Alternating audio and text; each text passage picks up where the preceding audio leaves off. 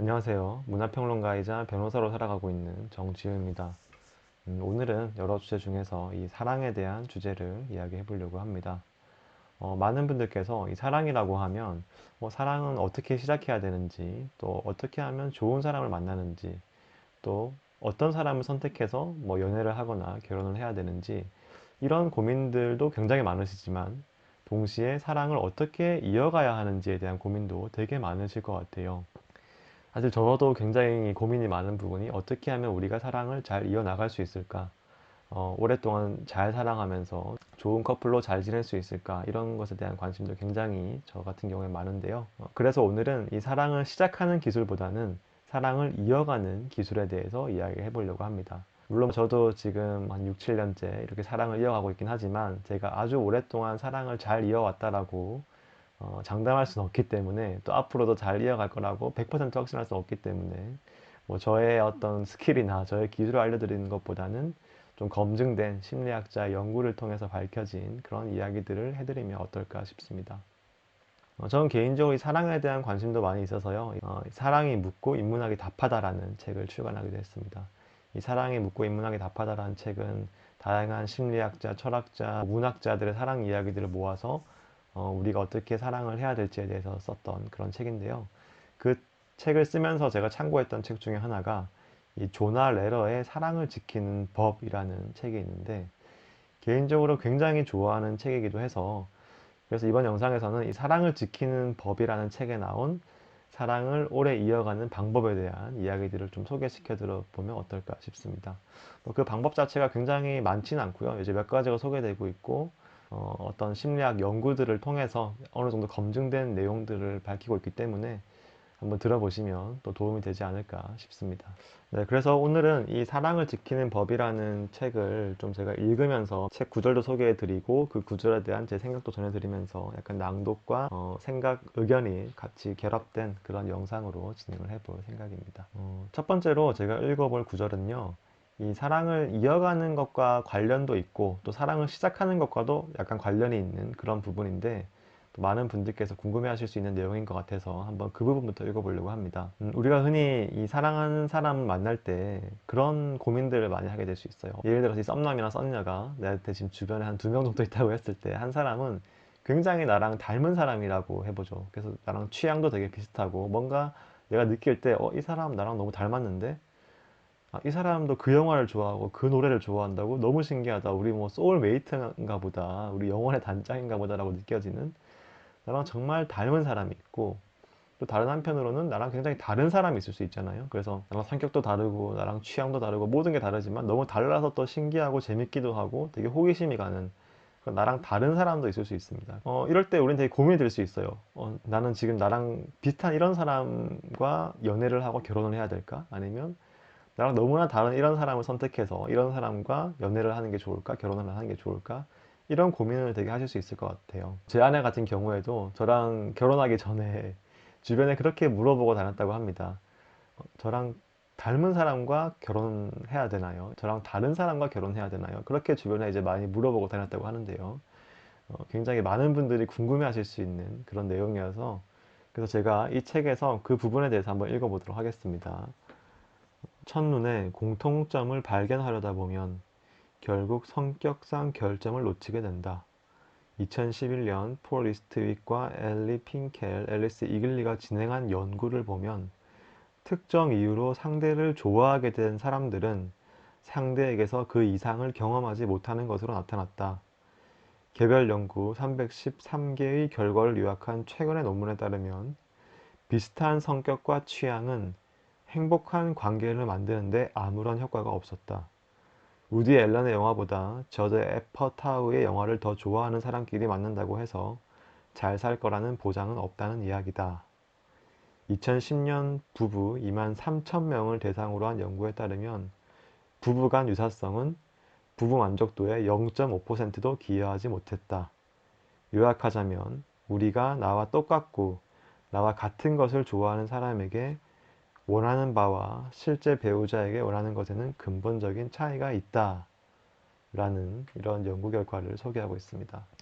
우리는 처음 만난 소개팅 자리에서 예를 들어서 내가 좋아하는 아주 독특한 취향의 음악이 있는데 상대방이 그 음악을 좋아한다라고 하면 정말 깜짝 놀라면서 굉장히 일시적인 호감이 갈 수가 있죠.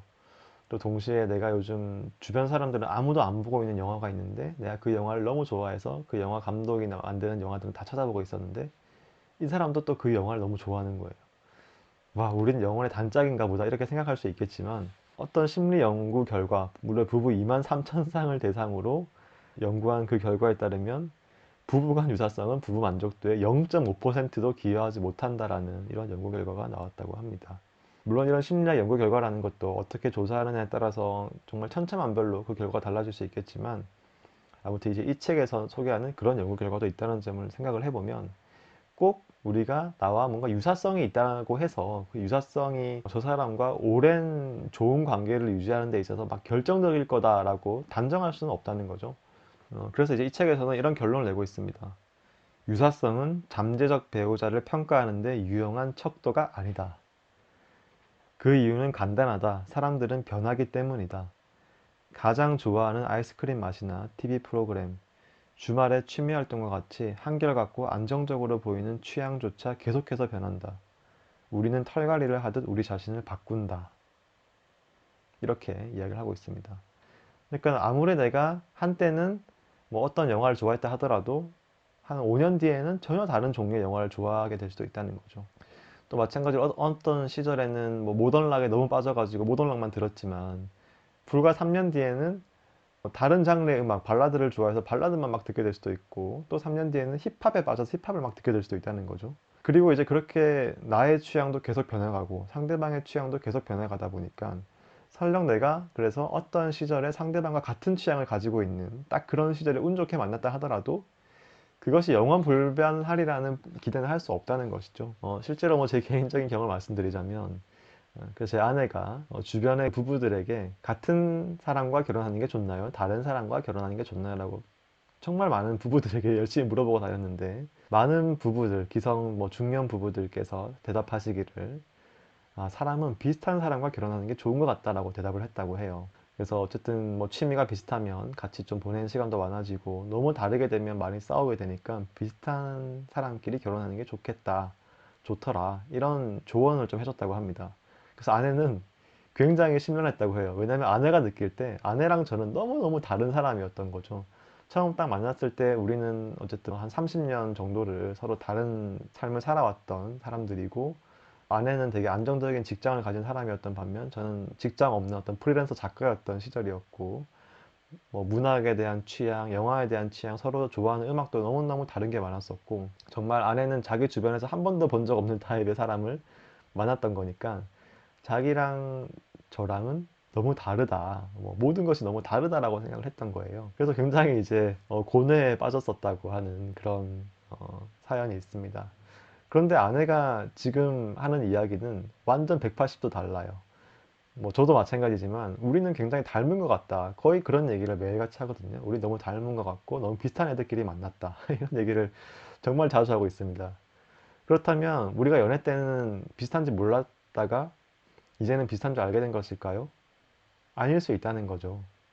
즉, 우리가 함께 살아가는 시간이 길어지면 길어질수록 서로에게 맞추다 보니까 서로 닮아지고 비슷해졌을 가능성이 굉장히 높을 것 같아요. 또 많은 잘 살고 있는 중년 부부들이 아내에게 비슷한 사람과 결혼하는 게 좋다라고 조언을 했던 이유도 아마 오래 부부 생활을 함께 하다 보니까 서로 비슷해진 면들이 많아서 취미라든지 취향이라든지 음식부터 많은 것들을 공유하면서 비슷해졌기 때문에 약간 결과적으로 아내한테 그런 조언을 했을 가능성이 있고 또 만약에 좀 잘 못 지내는 부부들이 있었다면 그래서 서로 뭔가 타협을 하지 못하고 너무나 많은 부분에서 충돌하는 부부들이 있었다면 서로 닮아지는데 약간 실패했기 때문에 그러니까 서로의 어떤 취향을 맞추거나 서로의 너무 다른 점들을 조율하면서 그 간극을 좁히는 일에 좀 성공적으로 적응하지 못했기 때문에 아내에게 너무 다른 사람이랑 결혼하면 안 된다 이렇게 말하지 않았을까라는 그런 생각을 하게 되더라고요. 중요한 것은 우리가 같냐 다르냐의 문제가 아니라 뭐 다를 수도 있죠. 취향도 다르고 취미도 다를 수 있고 모든 게 다를 수도 있는데 어떻게 하면 두 사람 사이에서 다른 건 다른 대로 존중하고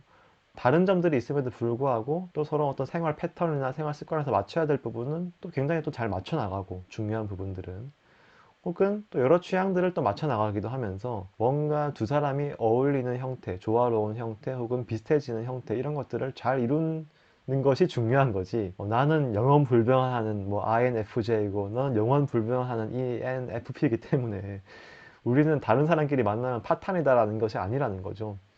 I와 E가 만나도 서로 약간 물들면서 I와 E의 중간지대가 될 수도 있는 거고, F와 T가 만나더라도 F 같은 경우에는 또 사고하는 습관을 길러 나갈 수도 있는 거고, T 같은 경우에는 남들에게 공감하는 습관을 또 길러 나갈 수도 있는 거죠. 물론 이제 이 MBTI가 뭐 과학적으로 옳으냐 그르냐 이런 것들은 둘째 치고, 예를 들었을 때 이제 그런 식으로 우리가 서로 다른 것들을 얼마나 잘 맞춰 나가는가가 중요한 것이지, 무조건 같은 사람, 다른 사람, 혹은 변하지 않는 영원 불변하는 나의 성향이 있다, 이런 것들을 사실 믿을 필요는 없다는 거죠. 사람은 계속 변하기 때문에. 그래서 우리의 그런 변화하는 우리 자기 자신을 받아들이고, 내가 나의 어떤 성격이나 속성 같은 것에 너무 집착하고 거의 고착되어 있는 것도 약간 문제가 있는 거일 수도 있다는 거죠. 너무 거기에 집착하거나 고착되지 않고 좀 자연스럽게 나를 열어두면서, 서로가 서로에게 열어두면서 서로를 적극적으로 바꿔나가기도 하고 성장해 나가기도 하는 것이 중요하다, 그런 이야기를 하고 있다고 볼 수 있겠습니다. 네, 그래서 오래 가는 커플의 비결 첫 번째는 너무 서로의 성향을 고정불변하는 것으로 가정을 하고 집착하거나 고착되지 않은 채 좀 서로에게 열려 있을 필요가 있다. 우리는 변하는 존재다라는 것을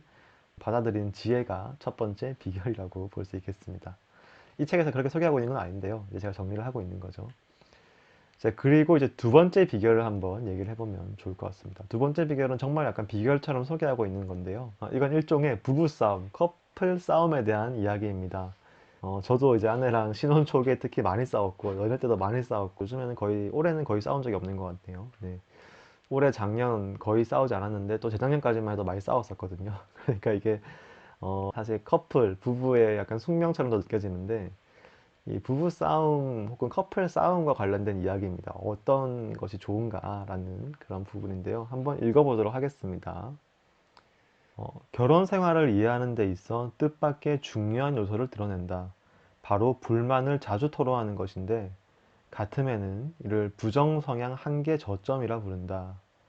연구자들에 따르면 서로 별로 중요하지 않은 것에 대해서도 자주 불만을 이야기하는 사람들은 부부 관계가 오래 지속되었다.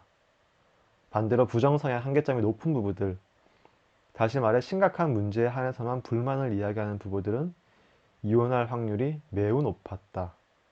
이러한 결과를 어떻게 해석해야 할까? 불평의 장점은 분노의 감정이 쌓이는 것을 막아준다는 게 과학자들의 설명이다. 결혼 생활의 성공 여부는 문제를 어떻게 다룰 것인지, 갈등을 어떻게 표현할 것인지에 달려 있다는 게 이 연구의 달콤 씁쓸한 주제다. 똑같은 사람이 되라거나 서로의 영혼을 융합시키라는 말이 아니다. 서로의 차이에 대처하는 방법을 찾으라는 이야기다. 관계를 잘 유지하려면 친밀한 관계일지라도 상상했던 것처럼 부부가 함께 사는 것은 쉬운 일이 아니다. 옹졸한 마음이나 나쁜 습관은 누구에게나 있다. 차 안에서 코를 파거나 소파에 발톱 깎은 걸 내버려 두기도 한다. 관계를 잘 유지하려면 이러한 약점을 받아들이고 고치도록 노력해야 한다 라고 이야기하고 있습니다. 저도 이 부부 생활을 하면서 좀 많이 고민했던 게, 이 부부싸움이란 무엇일까? 뭐 옛말에 부부싸움은 칼로 물베기다, 이제 이런 말도 있는 것처럼, 부부싸움은 적절히 좀 하는 게 좋은가? 아니면 전혀 싸우지 않고 잘 지내는 게 베스트인가? 이런 고민도 되게 많이 했던 것 같아요. 왜냐하면 저도 이제 아내랑 이 연애 때부터 결혼 초기에 특히 다투는 일들이 꽤 많았었기 때문에, 이렇게 우리가 많이 다투는 것이 정말 우리에게 좋은 일일까? 우리가 혹시 만나서는 안 되는 사람들이란 증거가 아닐까? 정말 서로에게 어울리는 두 사람이 만난다면 싸울 일도 없이 너무 자연스럽게 행복하게 잘 사는 거 아닐까? 싸운다는 것 자체가 어떤 우리가 만나서는 안 될 사람들이었다는 약간 증거가 아닐까? 막 그런 고민들도 했었던 것 같습니다. 그런데 다행히도 네, 이 심리학 연구 결과에 따르면 적절하게 자주 싸우는 부부가 오히려 더 잘 지낸다. 전혀 싸우지 않는 부부, 그래서 서로에 대한 불만도 참고 이야기하지 않고 있는 이런 부부들이 오히려 나중에 한 번에 폭발하면 그 자리에서 헤어질 수도 있다는 거죠. 예를 들어서 상대의 어떤 사소한 습관들, 차 안에서 코 파는 거, 아니면 잘 때 어떤 습관, 화장실 물을 내리지 않는 거 등등 여러 가지 어떤 사소한 습관 차이들이 많이 있을 텐데, 좀 그런 것에 대해서 서로에게 막 짜증내거나 화내진 않더라도 약간 불만을 이야기하는 거죠. 아, 난 그런 것들이 조금 그렇더라. 그런 거 고쳐줄 수 없겠느냐. 혹은 또 이런 것들은 내가 좀 문제를 느꼈다. 그런 것들은 너가 또 좀 고쳐주면 좋겠다. 나도 좀 고치겠다.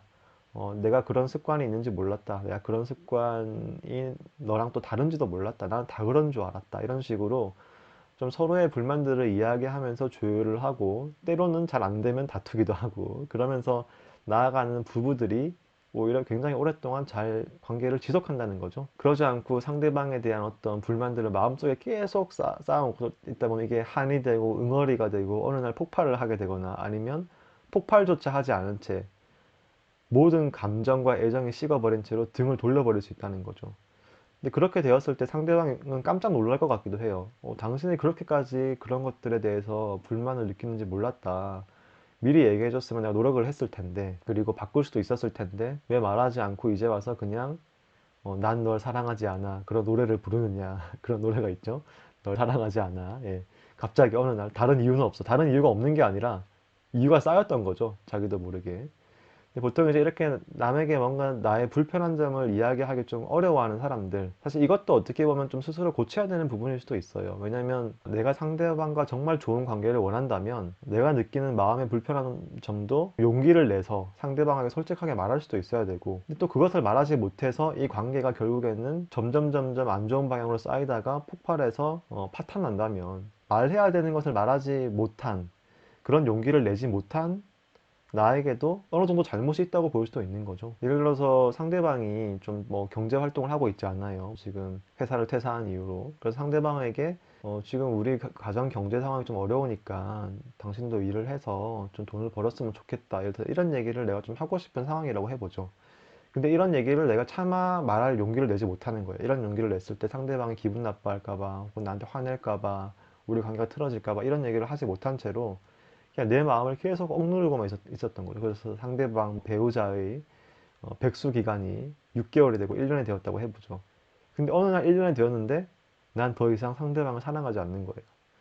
저 사람이 저렇게 집안에 저러고 있는 게 너무 꼴보기 싫고 너무 싫고, 나 주변 다른 배우자들은 그래도 열심히 맞벌이를 해서 뭔가 가정 경제도 일으키려고 하고 노력을 하는데 내 배우자는 아무것도 하고 있지 않네. 근데 그것에 대해서 나도 제대로 된 불만을 얘기하지도 못했던 거예요. 나도 스스로 회피했던 거예요.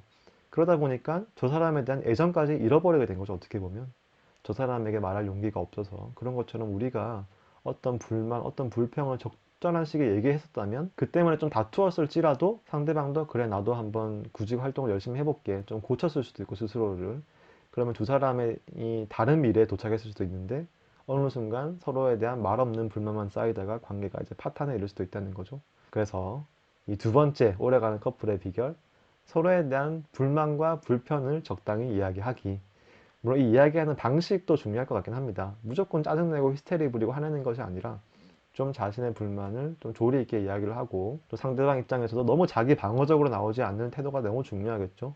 서로 약간 자기 방어를 내려놓고 서로 용기를 내서 정말 서로가 원하는 삶에 대해서, 서로가 원하는 관계에 대해서 잘 대화를 나눌 필요가 있겠다라는 생각이 듭니다. 근데 아마 여기까지 듣고 나서는 그럴 수 있어. 상식적인 이야기지. 나도 이미 그렇게 잘 해보려고 노력하고 있어. 이렇게 생각하시는 분들 계실 테고, 아 맞아. 그렇게 잘 해봐야겠다. 이렇게 생각하시는 분들 계실 텐데, 이 또 세 번째 이야기는 좀 더 새로운 이야기일 수 있어요.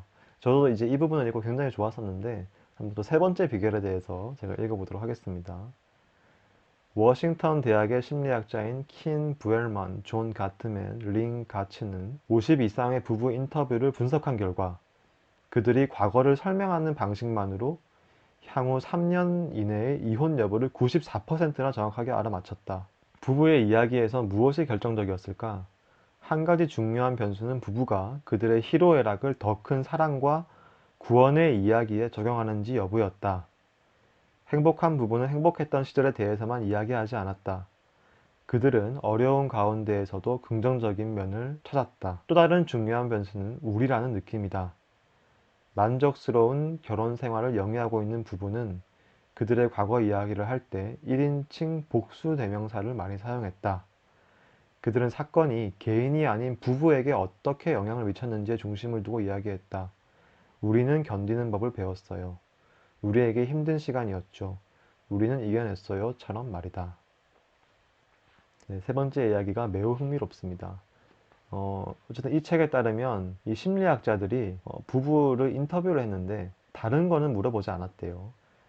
뭐 지금 학벌이 어떻게 돼서요, 뭐 연봉이 어떻게 되세요, 직업이 어떻게 되세요, 이런 것들은 물어보지 않고 그 부부들이 과거를 설명하는 방식만 듣고 과거를 설명하는 방식, 과거를 이야기하는 방식만 듣고 3년 이내에 이혼 여부를 94%나 맞췄다는 거예요. 그러니까 과거를 어떻게 설명하는 부부들은 이혼하지 않았고 과거를 또 어떤 식으로 설명하는 부부들은 이혼했다는 거죠. 그거를 거의 예언자처럼 맞췄다고 합니다.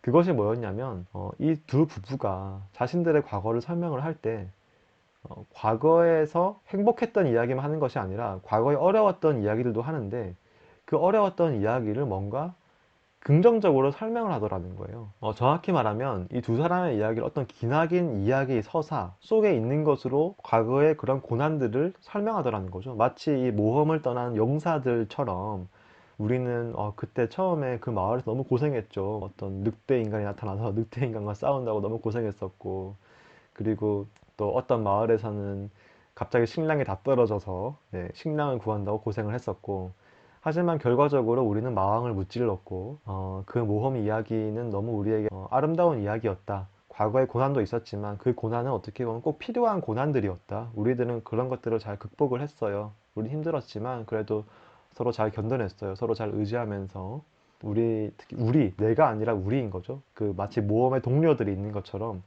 마법사와 전사와 이런 동료들 있지 않습니까? 그래서 자신들의 이야기를 어떤 그런 이야기, 어떤 서사, 그런 구원의 서사로 취급을 한다는 거죠.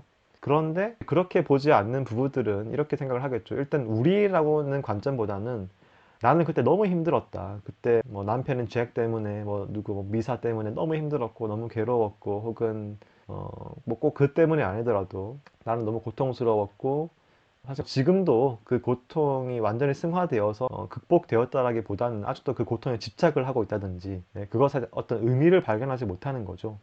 과거의 어떤 고생, 우리에게 일어났던 고생에 아무런 의미가 없었다. 그거는 그냥 불행이고 재난이었다라고만 믿는 사람도 있는 반면에 어떤 부부들은 그때 너무 힘들었지만 그래도 그 힘든 경험 덕분에 우리가 지금 잘 살게 된 것 같다라든지 그런 식으로 자기 과거를 설명하는 방식만 가지고 과거를 대하는 태도만으로도 이 부부 관계가 어떻게 이어질지를 예측할 수 있었다는 겁니다. 그래서 뭐랄까 말하자면 과거를 미화하는 약간 합리화를 잘하는 제 아내가 저한테 자기 합리화의 화신이라고도 하는데 합리화를 좀 잘하고 과거를 좀 미화를 잘하고 좀 긍정의 화신.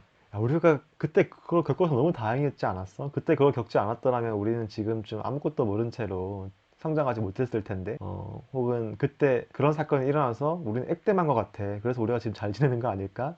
우리가 그때 힘들었기 때문에 지금 그렇게 엄청 풍족하진 않더라도 적당한 상황에 만족하면서 잘 지내고 있는 거 아닐까? 우리가 과거에 가난했던 경험이 있었기 때문에 이렇게 뭐든지 좀 긍정적으로 과거를 미화하고 그런 태도가 있는 사람들이 그런 부부들이 잘 지낸다 그렇게 보는 거죠. 근데 과거의 처지를 굉장히 비관하고 과거에서 벗어나지 못하고 집착하고 그 시절에서 뭔가 고착되어 있는 사람들은 좀 미래까지 좋은 관계가 이어지기 힘들 수 있다는 점에 대해서 이야기를 해주고 있는 부분입니다.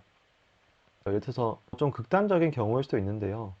뭐 커플들이나 부부 관계를 보면 상대방이 바람을 피우거나 뭐 바람까지는 뭐 불륜까지는 아니어도 약간 다른 이성과 미묘한 그런 관계를 유지했다든지 약간의 뭐 썸을 탄 것처럼 느껴지는 그런 것들을 우리가 포착을 하는 경우들이 있을 수 있잖아요. 그랬을 때 크게 대응 방법도 두 가지일 수 있는 거죠. 하나는 도저히 이런 사람이랑 더 이상 못 산다. 어떻게 나를 두고 마음을 딴 데 돌릴 수 있느냐. 여기서 이 관계는 파탄이다 라고 할 수도 있고 그럼에도 불구하고 그 과거를 약간 용서하고 묻어주고 다시는 그러지 않겠다는 약속을 받고 관계를 이어갈 수도 있잖아요.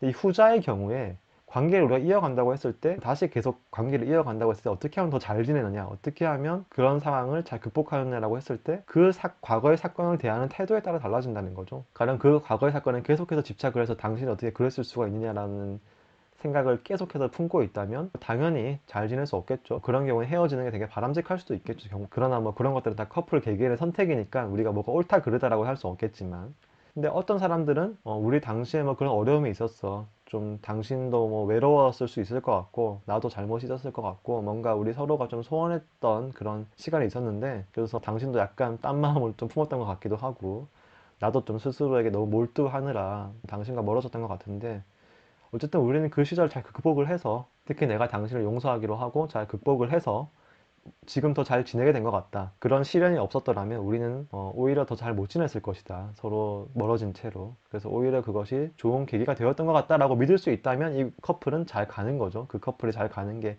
옳으냐 그르냐의 문제라기보다는 잘 가느냐 마느냐라는 그런 차원에서만 본다면 그래서 이 과거를 대하는 방식이 긍정적이냐 부정적이냐가 또 이 오래가는 커플의 세 번째 비결이 될 수 있는 겁니다. 네, 그리고 이제 마지막 네 번째 비결은 글쓰기와 대화입니다. 일단 이 글쓰기의 효능에 대해서도 이 책에서 나오고 있어요. 그래서 쓰기 치료의 효과에 대해서 이제 연구를 했다고 하는데, 예를 들어서 이 살면서 가장 속상했거나 충격적이었던 경험에 대해서 계속 쓴다는 것은 좀 그 경험을 우리가 극복하는 데 있어서 굉장히 큰 도움을 준다라는 그런 연구 결과가 있다고 합니다. 그래서 이제 글을 쓰면서 과거의 불행을 통해 무엇이 지속되고 무엇이 가장 중요한지 깨닫게 된다라고 그런 연구 결과도 있고요. 그래서 우리가 어떤 내 마음을 터놓기 위해서 이 글쓰기를 통해서 내 마음을 좀 들여다보고 좀 솔직하게 백지에 먼저 터놓은 다음에는 또 그 이야기를 배우자한테 해볼 수도 있는 거죠. 그런 식으로 좀 서로에게 솔직하게 다가가기 위한 어떤 글쓰기의 효과가 있다고 볼 수 있고요. 또 굉장히 중요한 건 대화라고 합니다. 서로가 어떤 가정에서의 좋은 추억들을 회상하는 그런 대화들을 많이 하는 게 굉장히 중요한데요. 사실 그런 대화는 언제 주로 일어나느냐? 주로 같이 저녁 식사를 할 때 일어난다고 합니다. 그래서 중요한 것은 함께 기억하고 매일 이러한 대화를 해야 한다는 점이다. 과거의 시간을 돌아보고 과거의 좋은 추억에 대해서 이야기하고 그런 것들이 굉장히 중요하고 심지어 이런 함께 저녁 식사하면서 대화하는 것은 어린아이들의 학업 성취도를 가장 잘 예측하는 방법이었다고도 해요. 예를 들어서 일주일에 5회 이상 부모와 저녁 식사를 하는 아이들은 학교 성적이 좋았고 술이나 담배를 시도할 확률도 굉장히 낮았다고 합니다. 그러니까 이게 함께 저녁 식사를 하면서 대화를 하는 것이 얼마나 중요한지에 대해서도 여기서 이야기를 하고 있습니다. 우리가 저녁 식사를 하면서 대화를 할 때 매일매일 그 대화 주제가 다를 수 있잖아요. 오늘은 회사에서 있었던 힘겨운 일에 대해서 이야기할 수도 있고 다양한 이야기를 할 수도 있는데 특히 저녁 식사를 하다 보면 우리 과거의 추억에 대해서 이야기하게 될 수도 있고 또 그런 점들에 있어서 이 저녁 식사만큼 중요한 시간이 없더라. 그런 이야기를 하고 있습니다. 지금 저 같은 경우에도 이제 회사를 퇴사하고 변호사 개업을 해서 변호사 일을 하면서 이런 프리랜서 일도 하고 있는데요. 제일 좋은 점은 가족과 함께 저녁 식사를 할 수 있다는 점이 아닌가 싶습니다. 이제 회사를 다닐 때는 집에 들어오면 좀 늦은 저녁이었기 때문에 항상 아내와 아이는 먼저 밥을 먹었어야 됐었거든요. 왜냐하면 아이는 또 배고픈 걸 잘 못 참기 때문에. 근데 이렇게 좀 시간을 자율적으로 쓸 수 있게 되면서 제가 저녁 식사만큼은 항상 아내랑 아이랑 같이 하려고 하고 있는데 확실히 이제 그 저녁 식사 과정에서 또 많은 대화도 나누게 되고 그러면서 우리가 또 이 관계의 돈독함도 쌓아갈 수 있는 것 같다라는 그런 경험도 해보고 있습니다. 그래서 이 네 번째 비결은 이 글쓰기와 대화 그것이 오래가는 커플의 비결이다라고 이 책은 이야기를 하고 있습니다. 그래서 이 책의 후반부에 가면 이런 얘기도 나옵니다. 진정한 사랑이란 문자 그대로 지구력 테스트라고 부르는 게 가장 적합하다. 진정한 사랑, 어떤 지속성, 사랑을 지키는 것, 지구력을 가지고 서로 대화를 들여주고 매일 대화를 나누고 과거의 추억을 곱씹고 여러 가지 시련을 견뎌나가면서도 그 시련을 좀 긍정적으로 승화시킬 줄 알고 또 서로 부족한 점이 있으면 부족한 점에 대해서 이야기도 하고 고쳐나가기도 하면서 끊임없이 성장해 나가는 이 지구력 테스트 그것이 바로 진정한 사랑이다라고 이야기하고 있는 그런 책입니다. 사랑을 해 나가고 계신 많은 분들께 이런 내용들이 도움이 되셨으면 하고요. 사랑을 지키는 법 이 책을 한번 읽어보셔도 좋고 책이 지금 좀 구하기 힘드실 경우에 이 촬영 시점에서 절판이 되어 있는 걸로 알고 있는데요. 제가 쓴 사랑이 묻고 인문학이 답하다에도 이 책의 내용이 꽤 요약되어 있습니다. 그래서 제가 쓴 책을 읽어보셔도 좋을 것 같아요. 그럼 오래가는 커플의 비결 오늘 여기서 마치도록 하고요. 저는 정지우와 카푸치노 수도사의 정지우였습니다. 감사합니다.